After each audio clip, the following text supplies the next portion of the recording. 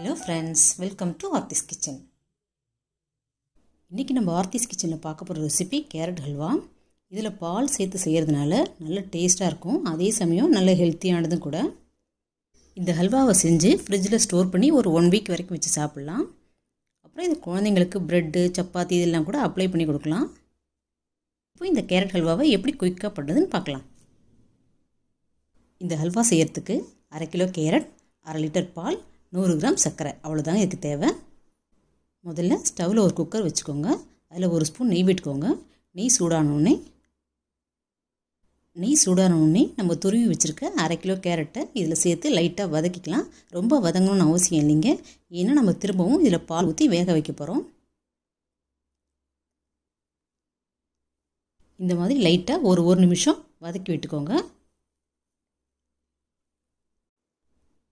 இப்போ இது கூடவே நம்ம எடுத்து வச்ச 1/2 லிட்டர் பால்லேருந்து 100 ml பால் எடுத்து கேரட் வேகிறதுக்காக ஊற்றிக்கலாம். நிறைய பால் ஊற்ற வேண்டாங்க, இந்த அளவு பாலே கேரட் வேகிறதுக்கு கரெக்டாக இருக்கும். இப்போது பால், கேரட் இதெல்லாம் நல்லா கலந்து விட்டுக்கோங்க. இப்போ கேரட்லேயே கொஞ்சம் மாய்ஸ்சர் இருக்கிறதுனால அது நல்லா கரெக்டாக வெந்து வந்துடும். இப்போது குக்கர் மூடி போட்டு ஒரு விசில் வர வரைக்கும் வேக வச்சு எடுத்துக்கோங்க. அதுலேயே அது நல்லா வெந்துடும். இப்போது இன்னொரு ஸ்டவ்வில் மீதி இருக்கிற 400 ml பால் 200 ml பால் ஆகிற வரைக்கும் நல்லா ஸ்லோ ஃபயரில் வச்சு சுண்டை காய்ச்சிக்கோங்க. இந்த மாதிரி நல்லா காய்ச்சிட்டு சேர்க்கறனால ஹல்வா டேஸ்ட்டாகவும் இருக்கும், அதே சமயம் குயிக்காகவும் செஞ்சு முடிச்சிடலாம். இதையும் சைட் பை சைடாக செஞ்சுக்கலாம். இப்போது ஒரு விசில் வந்துருச்சு, குக்கர் ஓப்பன் பண்ணி பார்க்கலாம். இப்போ பாருங்கள், கேரட் நல்லா வெந்துருச்சு. உங்களுக்கு ஹல்வா நல்லா சாஃப்டாக வேணும்னா இந்த ஸ்டேஜில் நல்லா ஒரு கரண்டியாலே நல்லா ஸ்மாஷ் பண்ணி விட்டுக்கோங்க. அடுத்தது ஸ்டவ்வில் ஒரு பேன் வச்சு அதில் கொஞ்சமாக நெய் ஊற்றி கொஞ்சம் முந்திரி, பாதாம் இதெல்லாம் வறுத்து எடுத்துக்கலாம் கார்னிஷ்காக. இப்போது அதே பேன்லேயே நம்ம வேக வச்ச கேரட் சேர்த்துக்கலாம். பேன் கொஞ்சம் அகலமாக இருந்தால் ஹல்வா கிளறதுக்கு சௌகரியமாக இருக்கும். இப்போது இந்த கேரட்டோடவே நம்ம திக்காக காய்ச்சின பாலை சேர்த்துக்கலாம். இந்த பாலுக்கு பதிலாக கோவா இருந்தால் கூட சேர்த்துக்கலாம், இன்னுமே வேலை சீக்கிரமாக முடியும். நம்ம எல்லார் வீட்லேயும் கோவா இருக்குன்னு சொல்ல முடியாது, அதனால தான் பாலை திக்காக காய்ச்சி சேர்த்துக்கிறோம் நம்ம. இப்போது ஸ்டவ்வை மீடியம் ஃப்ளேமில் வச்சு அடி பிடிக்காமல் ஒரு 10 நிமிஷம் கிளறிட்டே இருங்க. இந்த மாதிரி கிளறிட்டே இருந்தீங்கன்னா அந்த 10 நிமிஷத்துலேயே திக்காகிடும் இது. அதுக்கப்புறமா நம்ம சுகர் சேர்த்துக்கலாம். இதில்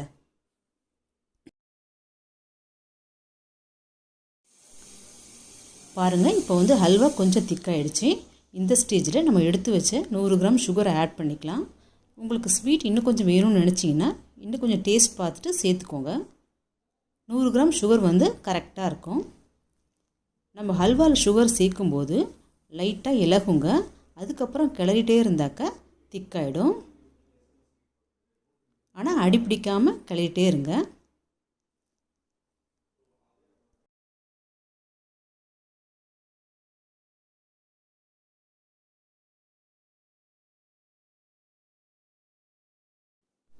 சர்க்கரை சேர்த்ததுக்கப்புறமா கொஞ்சமாக இலகி திக்காயிட்டு வருது.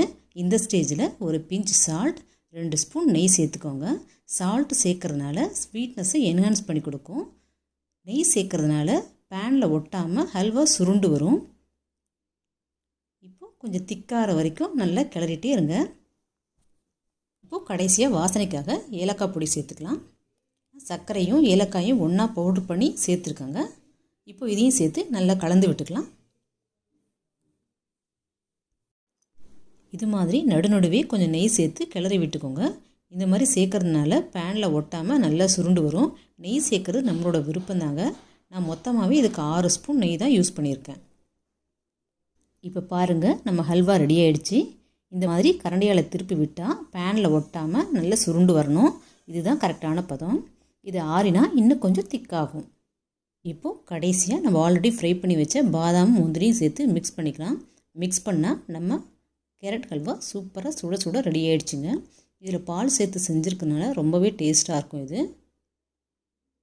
இதை சூடாகவும் சாப்பிட்லாம், ஃப்ரிட்ஜில் ஸ்டோர் பண்ணி கூலாகவும் சாப்பிட்லாம்.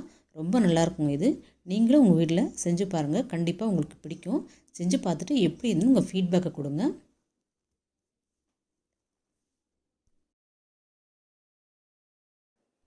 இந்த ரெசிபி உங்களுக்கு பிடிச்சிருந்தா லைக் பண்ணுங்கள், ஷேர் பண்ணுங்கள். மறக்காமல் ஆர்த்திஸ் கிச்சனை சப்ஸ்கிரைப் பண்ணிக்கோங்க.